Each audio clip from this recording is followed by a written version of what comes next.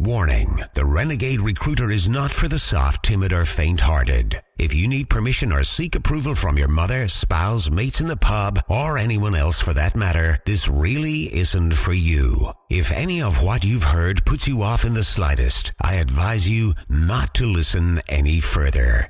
You've been warned. Prepare yourself for the no bullshit, zero fluff. Quick, dirty, and uncensored secrets for any serious recruitment, staffing, and search business owner who wants to earn more money with less work and fewer headaches, without having to kiss ass or bend over backwards to please anyone. He's a relentless and fearless renegade who will stop at nothing to reveal the harsh, unforgiving, and brutal truth about what it really takes to succeed in this business. He's a guy people love to hate and hate to love. It's your host, Terry Edwards. The Renegade Recruiter is unleashed. Hello. This is Terry Edwards, Renegade Recruiter, and welcome to another podcast with the renegaderecruiter.com. Of course, we're joined by our co-host, Drew. How are you, Drew? Yeah, I'm good, thank you, Terry. How are you? I'm fantastic, thank you. And our guest today is a dear friend. I think I've probably known Jeremy for about 15, 20 years. Maybe 15 years. We met when we were about 5 years old, didn't we, Jeremy? We did. Yeah. Jeremy Lazarus is an accredited Master Executive Coach and Certified Master Trainer of NLP. Jeremy originally trained as an accountant, but surprisingly, he's quite interested despite that. In 1999, Jeremy formed the Lazarus consultancy, which specializes in performance coaching and NLP and training business, coaching, and sport. Jeremy's company is also ILM approved, delivering coaching and mentoring qualifications. Now, Jeremy's clients include SMEs, NHS charities, elite athletes, including Great Britain Pistol Shooting Team and Premier League footballers. I'm going to ask him a few questions about that. And Jeremy's also authored some books on the subjects. And Jeremy himself is an ex-semi-professional footballer. Jeremy, it's great to have you on this podcast. Thank you so much for joining us. My pleasure, Terry. Thanks for asking. Not at all. Jeremy, there's so many things that you can talk about. And then I joke and say that we go back a long way, and we do. But what we agreed on, that you're going to talk about the mindset for success. First question is, Jeremy, what do you mean by the mindset for success? What I mean is, Terry, a series of attitudes and beliefs that people who are successful tend to have. So I'll go through these later, but people who are successful generally have a certain approach to life and their activities, whether it's in business or in sport, that distinguishes them from people who are perhaps not so successful. So It's about the attitudes and beliefs that people have. Yeah, I'm really looking forward to the subject. And one of the things that Drew and I have certainly observed is you can share information with people, example, how to generate leads and how to win more business. But there is a certain attitude of individual that tends to embrace this and gets on with it and gets the results. So I'm not surprised to hear that at all. So I'll hand over to you then, Jeremy. Great, thank you. Well, as you said, Terry, I could talk for ages on this. What I want to do is to sort of distill it to probably about 5 or 6 key points. I think one of the first points I want to cover is people who are successful tend to have the attitude of there's no failure, only feedback. So what I mean by that is if they're doing something and they don't get the results they want, whether it's as a recruiter, whether it's as a coach, whether it's as a footballer, if they think, oh, I've failed, I'm terrible, that's not going to be helpful.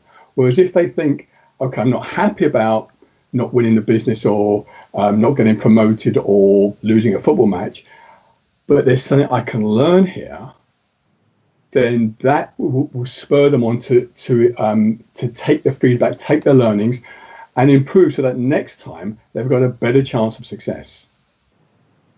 Yeah, so are you saying that the mindset of successful, that they take that setback that I suppose in fairness we all are going to experience anyway, and they take that as feedback rather than, oh, crikey, this isn't going to work? Yes.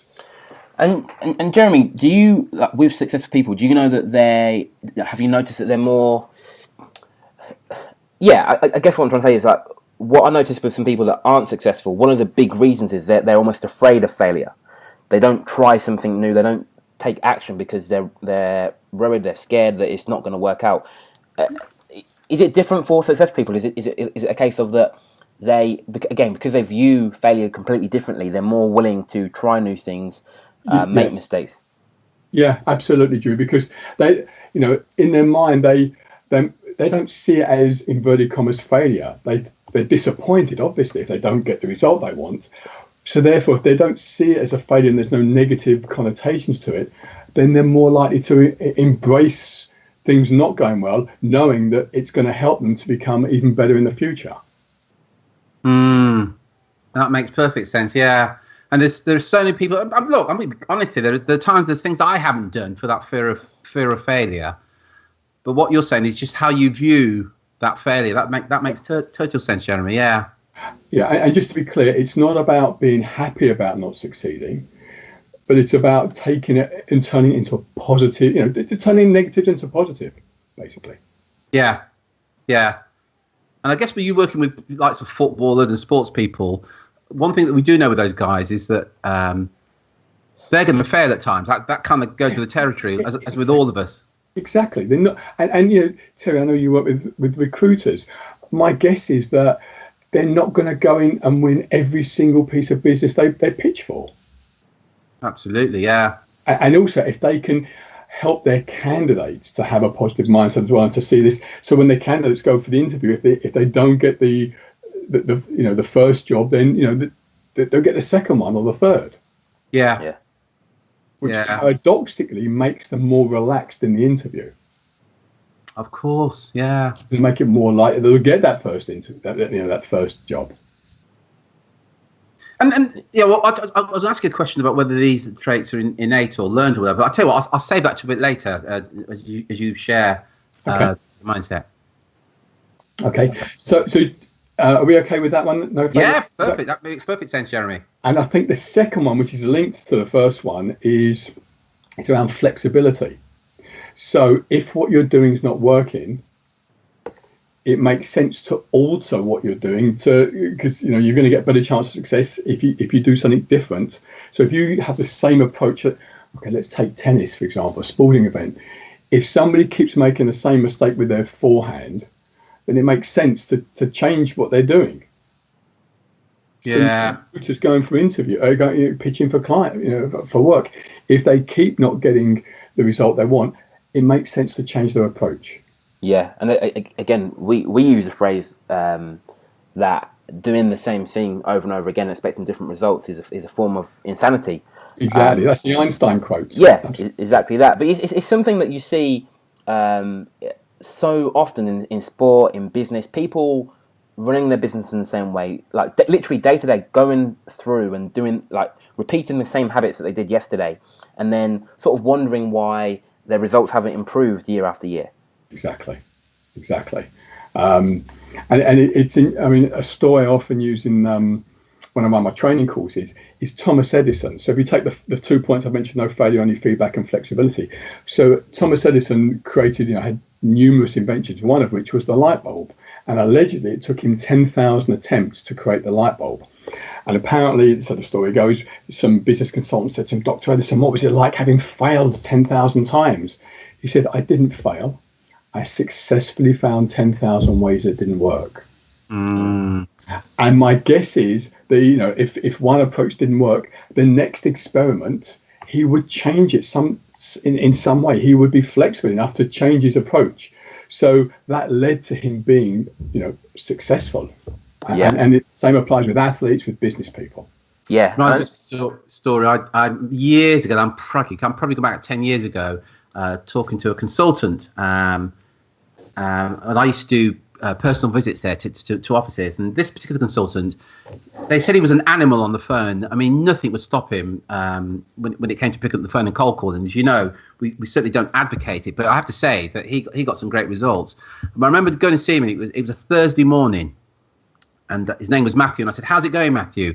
He said, great. I said, why's that? He said, I've been on the phone now for an hour and a half and I haven't spoken to anybody. I haven't got any bit of business. I said, well, why is that great? He says, I know it's a numbers game. It's just a matter of time before I will speak to somebody and get some business. So I just know I'm closer to it. Yeah. And I just thought, what a fantastic attitude. Absolutely. Awesome. Yeah. Yeah. So are we okay with those first 2 points? No, Yeah, brilliant. Yeah. Flexibility. I think the third point I want to cover is the idea of if someone else in a broadly similar situation to you if he or she can do something, then the chances are that you can. So obviously common sense. So just because, let's say, Usain Bolt can run the 100 meters in whatever 9.6 seconds doesn't mean we all can, because we're not similar to Usain Bolt. But if, Terry used the point about a recruiter, if someone's a novice recruiter and wants to achieve great things, if someone in a similar situation to that person could do it, then of course this novice recruiter can. It's just about having the belief and finding out how that person did it. Yeah. So if someone else can do it, then you can. Yeah, and again, it's sort of our whole business philosophy of what for both me and Terry, what we teach our clients is based on what we've learned from other people. So we will basically look at other businesses, see what's working for them, and then we know that people who operate in a similar market, offer similar services, they're gonna, if they can sort of copy or emulate the strategies that we used as closely as possible, you're gonna end up, again, like you said, like you may not get exactly the same results. So you mentioned Usain Bolt there, but you're gonna get very similar results. So even so if you compare like Terry to Usain Bolt in terms of 100-meter sprint, obviously Usain Bolt's going to win every time. But if Terry trained the same way that Usain Bolt trained, use the exact same strategies, exact same techniques, okay, you wouldn't ever get to the point where he could beat Usain Bolt, but he would probably be quicker than he is now. Absolutely. Yeah. And I think part of what I coach people to do is to find people who've achieved what they want to achieve and get really curious about how they've done it. So, Drew, you mentioned the words emulate. In NLP, we call it modeling, but it's a similar kind of principle. Finding out what it is, and it's not just necessarily the actions; it can also be the beliefs and the attitudes and the mindset. Yeah. So, as much as possible, get to know or read up about people who are successful, who have achieved what you want, and take that on board. Yeah, modeling success. And Jeremy, you mentioned like it's not just the actions; it's the beliefs and the mindset as well. Yeah. Like, how closely are those two things linked? Like, is it like are the actions controlled by the beliefs? I wouldn't say controlled, but they're heavily influenced by. So, I mean, I know this is a podcast, it's not a visual, but if you can imagine an iceberg where you've got above the surface, you've got the things you can see. So you can see the actions that people are taking, the phone calls they make, etc. But below the surface, which is whatever the 7/8 of the iceberg, you've got the beliefs, you've got the motivating factors like the values, you've got the sense of identity, the mission, the purpose. And that below the surface, that's what drives the behavior that you see above the waterline. So I think they are strongly linked. And I think even if someone doesn't have the right skills at the moment, if they've got the right attitudes and beliefs, and motivation, they will go out and learn those skills. And how do you go about? So let's say that you want to get a particular result. You're seeing somebody else who was in a similar situation as you, getting the results that you want. But they've got they've got different beliefs to you. How do you go about changing your beliefs? How do you go about sort of we talked about modeling and emulating. How do we model someone else's beliefs? Okay, so I mean, firstly, to find out their beliefs, you can either, if you get the chance to speak to them or listen to them or read up, if they've written books or articles. In terms of changing beliefs, I mean, that's quite potentially a long conversation, but basically there's a whole series of NLP techniques which can help people to change beliefs. What I would say to someone, even if they don't do an NLP course, is to pretend, to act as if. Okay. So even if they don't believe it right now, just to pretend they did. And there's some interesting research out there. There's one of the TED Talks. There's a lady called Amy Cuddy, who's a professor at Harvard University, and basically she talks about fake it till you make it. So walk as if it's going to happen, and it will happen. and she gives all the science about the mind-body link, but essentially it's just act as if, and sooner before you know it, you're actually believing it. Excellent. And that lady's name was Amy Cuddy, did you say, Jeremy? Cuddy, Amy Cuddy. Right. It's about 15-20 minute TED talk. I mean, I'll tell you now, if you're going to watch it, have a handkerchief to hand, because it's quite an emotional talk, but it really is an outstanding, and it's one of the most widely viewed TED talks. I think it's in the top 10. Yeah. The TED talks. Excellent. Thanks for that. Excellent. So far, no failure, only feedback, flexibility. If what you're doing at the moment isn't working, be flexible about it and do something different. Model success. If somebody else is doing what you want to do, then what we know is it's humanly possible. Yes. And look at what they're doing and do what they're doing. Excellent. Yes. Yeah. And I think linked to that also is, in NLP we use the term resources, that people have all the resources they need to succeed.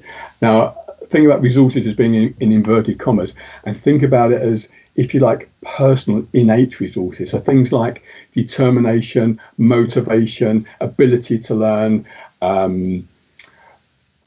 those kind of personal traits. And often when I'm on my training courses, I say to people, think of something that you don't think you can do right now, something you want to do, it's feasible, but you just don't think you can do it. And think of it, and then I say to them, imagine that the happiness, well-being, success and fulfillment of someone who's really important to you depended on you somehow finding a way to do it, to achieve it. Would you find a way? And of course they would, because they have the motivation. Yeah. So the motivation, the resilience, the determination, these are internal traits, internal resources, which we can tap into to help us to achieve what we want.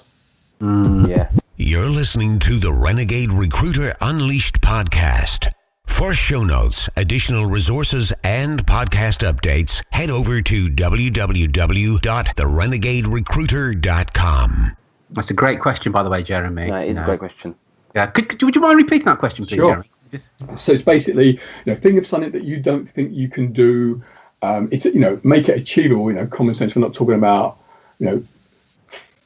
running 100 meters in 2 seconds, but something that's achievable, but you haven't been able to do it. And then imagine that the happiness, well-being, success and fulfillment of someone, or the people most close to you, the people who are most dear to you, depended on you somehow finding a way to achieve that particular goal. Would you do it? And when I asked, I've done this with probably thousands of people on my training course, the answer is always yes, because people know they would find a way of doing it. Yeah. Yeah. So often it's about motivation and desire, which is going to link through to the, you mentioned about beliefs, it's going to link to beliefs and attitudes. Yeah. And again, with our clients, we always talk about, so obviously it's important to have a goal, but you need to be able to link a why to that goal, which is sort of what you're talking about here, like a motivation, a reason for like what will achieving this goal give you. And yeah, very often it's going to be like sort of the happiness of someone close to you. That's really why, I mean, for the majority of people, that's why they set up in business. It's not just for the money. It's not just for it's not just for sort of the financial rewards. It's often for freedom, security for the family, things that they can provide for themselves and other people, sort of outside of business. Yeah. The vast majority of people will be incredibly motivated to make sure their children, for example, had the best life they can possibly give them. Yeah. And I think it's as well, another reason why I think it's important, I think with most people, we're willing to do more for other people than we are for ourselves.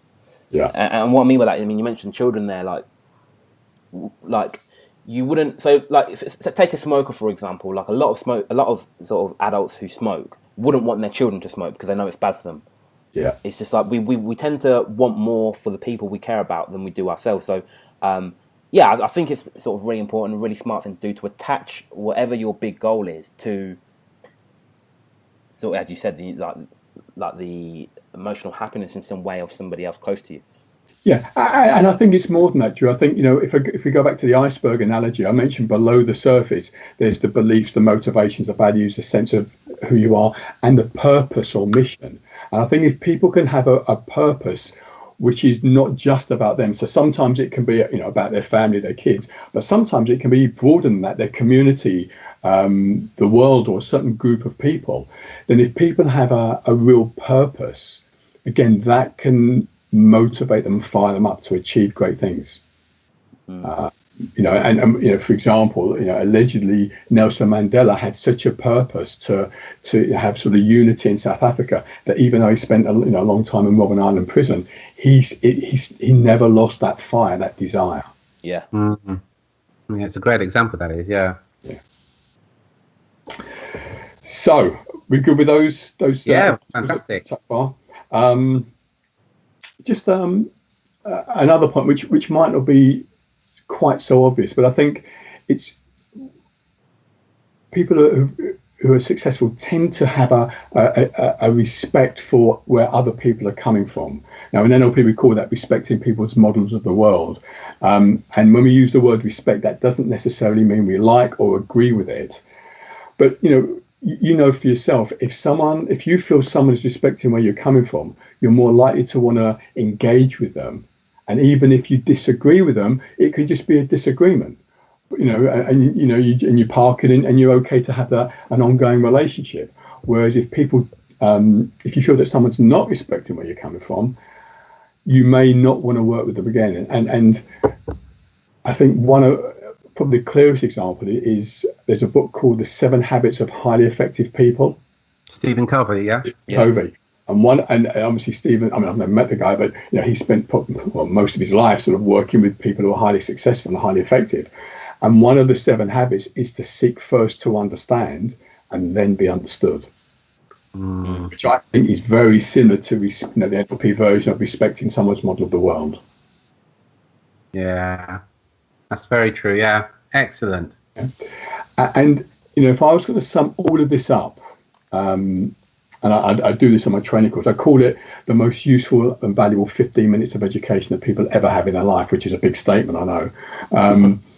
But I'll condense it to about 5 minutes. I call it, or in the field of NLP, we call it cause and effect. Yeah. So for every effect, there's going to be an underlying cause. So whether you're talking about the economic circumstances or someone's health or the weather conditions, there'll be a cause for every effect. And if you extend this to us as human beings, we can either be at cause or at effect. Now, what do I mean by those two terms? Well, if we take someone who's, for example, at effect, remember this is all about mindset now. Someone who's at effect will have the mindset of the causes for their situation are all outside of them. So, for example, they'll blame their teachers because they don't have qualifications, or they'll blame their parents for sending them to the wrong school, or they'll blame the boss for not promoting them, or they'll blame the economy for them not winning much business. Yeah, it's always someone else's fault. And what I tend to find with people like that is that they complain a lot, they blame others, they make excuses, they've got a can't do attitude. And I imagine that most people listening to this can certainly think of people in their life or their work who've got that sort of at effect, can't do attitude.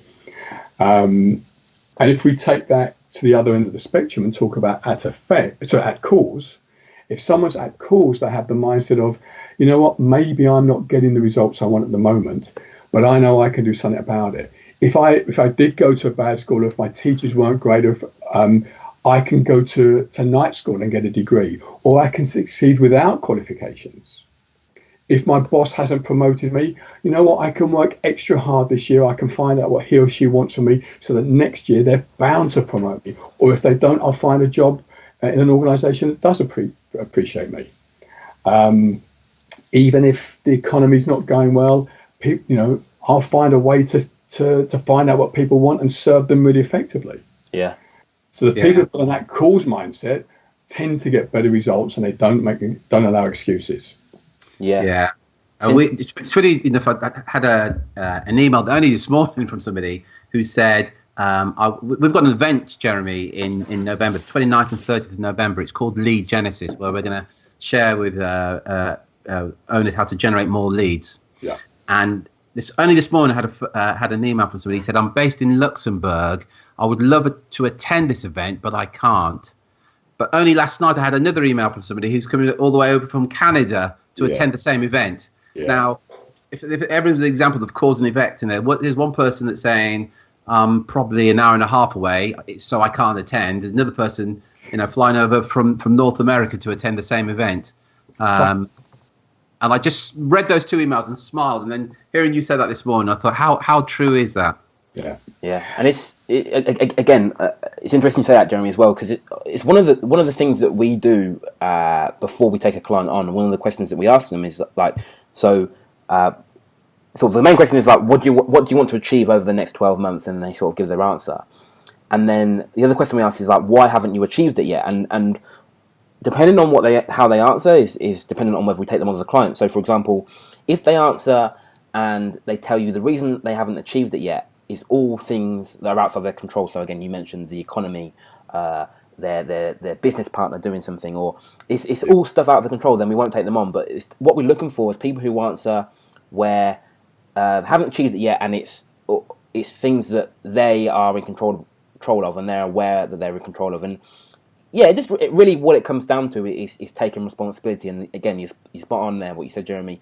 I think when you do decide to take responsibility, one thing that it gives you is control over the situation. It means you can actually do something about the situation you're in. Whereas if it's sort of you're blaming the economy, your teachers, whatever it is, you're blaming the situation now. Is like you give away control and you can't fix the situation. Yeah. And what I want to say, as you're talking, Drew, I'm hesitating about saying what I'm about to say, but I'm going to say it. So when I talk about cause and effect, most people go, yeah, that's right. But they don't, they don't really fully embrace it. So what I do when I explain cause and effect is I use deliberately extreme examples to illustrate it. And if it's okay with you guys, I'd like to use one of those examples. And it's not going to be a picnic type of story. It's going to be please do. Whatever. Okay. So before I say it, I just want to make it clear that I'm Jewish. I'm not religious in any way, but I'm Jewish. So there's a guy called Viktor Frankl. Now, Viktor Frankl was an Austrian Jew, a qualified doctor, a qualified psychotherapist, who was captured in the Second World War and put in a concentration camp. Now, I don't think we need to go into the details of what happened in concentration camps, but basically, he survived it. And he wrote a book called Man's Search for Meaning. So it's Viktor Frankl. I think that's Frank with an L at the end. Man's Search for Meaning. It's not a big book, it's about 150 pages, but it's a very powerful book. It's probably in Amazon's top bestsellers. And obviously in the book, he talked about some of the stuff that happened. He told one particular story of a guy who was down to his last piece of bread. And obviously starving, hungry, being, in probably the worst conditions anyone could ever imagine, starving hungry, and he gave his last piece of bread to a fellow prisoner in an even worse position. And Frankl looked at that and looked at the other stuff that was happening, and he asked himself, what would cause that prisoner who was starving hungry and suffering beyond suffering to give his last piece of bread to someone in an even worse position? And what he realized was that everything can be taken away from people. And I guess in the concentration camp, pretty much everything was taken away from people. Yeah. Everything can be taken away apart from one thing, which he called the last of the human freedoms, which is to choose our own response to any given set of circumstances. So no one can ever take away from us our right as a human being to choose our own response to the circumstances. So I think it encompasses everything I say. A sports person is not going to be happy about not winning. Terry, a recruiter is not going to be happy about not winning work. Drew, a coach is not going to be happy about not losing a client. But it's not what happens to them; it's how they deal with it that counts. Yeah. And I think over someone's lifetime, if they are at cause and have an at cause mindset, they are absolutely guaranteed to get better results than someone who's got a similar ability, who's got an at effect mindset. And really, I think that sums up the whole point about the mindset for success. Yeah. Yeah, and I agree with 100%. I think the cause and effect, in my opinion, it's personal experience, I found it the most challenging of all the aspects to get my head around. And because I remember the very first time I saw Anthony Robbins, which was 15, 20 years ago, and he talked about this. I remember driving home from Nottingham after he'd given this talk on and I was in a lousy relationship. And I remember on the way home thinking, how can I be responsible for this lousy relationship? And I was so angry with Anthony Robbins for him suggesting that I'm somehow responsible. And I remember, I probably live 2 hours from Nottingham, but I will never ever forget that journey and just getting my head around that concept. Yeah. By the time I got home, the journey in itself was a breakthrough, because by the time I got home, I got it, and it's just like, shit, I get it. It's not her, it is me. Yeah. And this isn't about beating ourselves up or saying we're responsible for everything on the planet necessarily. And I'm really experienced with this. I do have moments where I'm at effect, I'm sure. And the thing is, it's how quickly you stay there before getting yourself at cause. Yeah. Yeah. So do you spend 2 hours in your car, but then get to being at cause and it catapults you forward, or do you spend your whole life at effect? Yeah. That's the thing. That's a really good point. Yeah. And that situation, that whole thing changed my life and the whole view of the world then. Yeah. Yeah. But it wasn't easy. That's the point I wanted to make there. Yeah. It's not easy, that particular. I found that the most difficult of all of them. Yeah, and I think it's about, well, you said it wasn't easy. I'm going to push back and say I get it wasn't easy for you. For some people, it can be easy. For some people, it can be even more difficult than it was for you, Terry. Good point. Yeah. But what I would say is, it's about choice. Yeah. And if we take the concentration camp example, responsibility, ability to respond. So even if the circumstances are not great, you can always choose how you want to be about that. Anyway, getting a bit very philosophical, but I just think it's important to emphasize that. Yeah. Fantastic. So if I was to summarize what you've shared so far, no failure, only feedback, flexibility, these are all the mindsets of top performers. Yeah. You then shared the fact that if somebody else can do it, what you're looking to do, then it's possible. Yes. You then talked about people having the resources, and you and Drew kind of summed that up as having your why and your purpose. So we all have the resources to do it. And you asked a great question then. In fact, what I'm going to get to do is just to repeat it, because I think it's a great question to ask somebody. So basically, it's a series of questions. Firstly, think of something that you want to do but you haven't yet been able to do. Obviously, something that's feasible. And then imagine that the happiness, well-being, success, and fulfillment of people who are close to you, the people who are most dear to you. Imagine the happiness, etc., depended on you somehow being able to find a way to achieve that. Would you find a way to achieve that goal? So using that template, that question there, if you wanted to now double your sales over the next 12 months, and if you were to do that, the happiness, success, and fulfillment of those closest to you would be achieved by you doing that. Yeah. Would you be able to do it? I mean, it's such a powerful question. That's really resonated with me, I've got to say. And then you talked about cause and effect, about whether you're at a cause and effect. And you gave that great example. That book I have heard of by Viktor Frankl, Man's True Search for Meaning, I believe it's called. Man's Search for Meaning, yeah. Man's Search for Meaning, sorry, my apologies, yeah. And that highly successful people accept responsibility for where they are, what's going on in their life. And they don't point the finger at anybody else. Absolutely awesome, Jeremy. Brilliant. Thank you so much indeed. No, thank you. Drew, anything you want to add to that? No. Okay, Jeremy, thank you so much indeed. Jeremy, it's been absolutely ages. We've been trying to arrange these interviews for some time now, and one thing and the other things have just got in the way. And I am so pleased that you were able to join us today. And there's a little teaser. I know that we've lined up, or we're going to line up. You've agreed to do another where we're going to look at values and how that impacts on selling and recruitment. Yes. And managing people. And you're going to go into that. And coaching, yeah. Yeah. So I'm really looking forward to that. Drew, as always, buddy, really appreciate your input today. That's much appreciated. Jeremy, thank you very much indeed. This is Terry Edwards. Remember, if you've enjoyed this, you can go and get the notes at therenegaderecruiter.com. Just a quick reminder as well, our Lead Genesis event is on the 29th and 30th of November. It is being held in London, and over those 2 days, we're going to share with you how you can generate more leads than you can actually handle right now. So listen out for that as well. Well, to find out more about that, go to terryedwards.com/Genesis. That's terryedwards.com/Genesis. Thanks for that, Drew. This is Terry Edwards. Until next time, take care, take action, and be relentless.